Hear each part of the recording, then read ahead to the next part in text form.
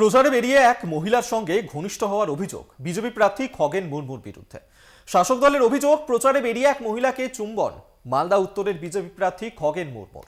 খবর প্রচার হতেই সাইবার ক্রাইমের দ্বারস্থ হওয়ার ভাবনা মহিলার। প্রচারে বেরিয়ে মহিলাকে চুমু খাওয়ার অভিযোগ মালদা উত্তরের বিজেপি সাংসদ খগেন মুর্মুর বিরুদ্ধে। এক্স হ্যান্ডেলে সেই ছবি প্রকাশ করে খগেন মুর্মুর বিরুদ্ধে অশ্লীলতার অভিযোগ এনেছে তৃণমূল।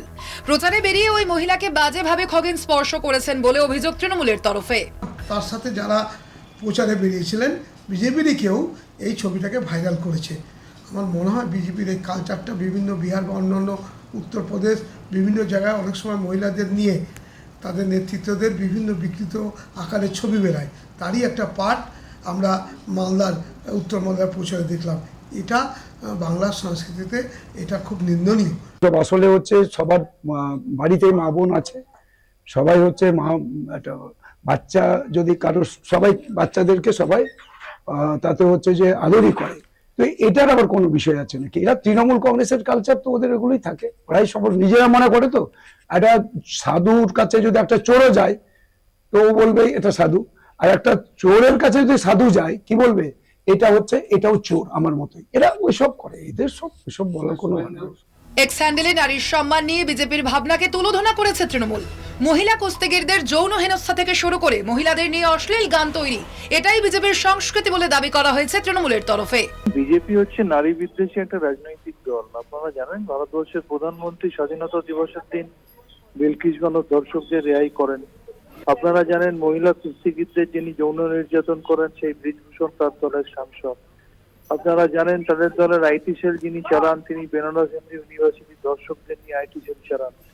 আপনারা জানেন বিজেপি শাসিত রাজ্যগুলোতে নারী নির্যাতন, যৌন নির্যাতন, নারী পাচারের ঘটনা কিভাবে বেড়ে যাচ্ছে, কিভাবে ভারতবর্ষের একমাত্র মহিলা মুখ্যমন্ত্রী মমতা বন্দ্যোপাধ্যায়ের বিরুদ্ধে কুরুচিকর মন্তব্য করছে। সুতরাং সার্বিকভাবে বিজেপি একটা নারী বিদ্বেষী রাজনৈতিক দল, এটা নতুন করে আর প্রমাণ করার প্রয়োজন নেই।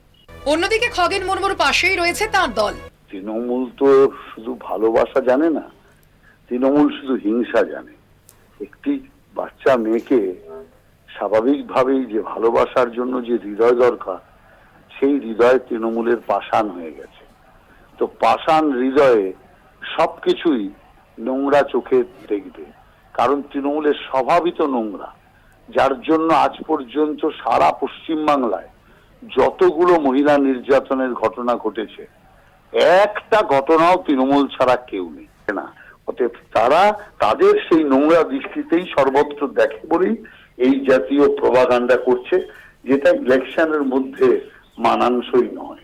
প্রকাশ্যে চুমু খাওয়া নিয়ে সাংসদের বিরুদ্ধে অভিযোগ নেই ওই মহিলার, বরং সংবাদ মাধ্যমে তাদের খবর সম্প্রচার হওয়ায় সাইবার ক্রাইমে যাওয়ার সিদ্ধান্ত ওই মহিলার। আদর করে মা বলে গালে একটা চুমুক খায়, তাতে কি প্রবলেম আছে? আর যারা এইসব করছে তাদের এত নোংরা মানসিকতা কেন? তাদের বাড়িতেও তো তাদের মেয়েরা অবশ্যই আছে, তারা এমনটা কেন করবে? আমার এক পাশে মা আর এক পাশে আমার বাবা দাঁড়িয়েছিল, তারা তো ছিল আমার পাশে, তারাও তো সবাই দেখেছে।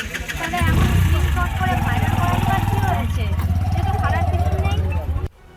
2019-এর বিজেপির টিকিটে মালদা উত্তর থেকে জয়ী হয়েছিলেন খগেন মুর্মু। এবারও সেই আসন থেকেই তাকে প্রার্থী করেছে বিজেপি। তাদের বিরুদ্ধে তৃণমূলের হয়ে লড়ছেন প্রাক্তন আইপিএস প্রসূন বন্দ্যোপাধ্যায়। কলকাতা টিভি।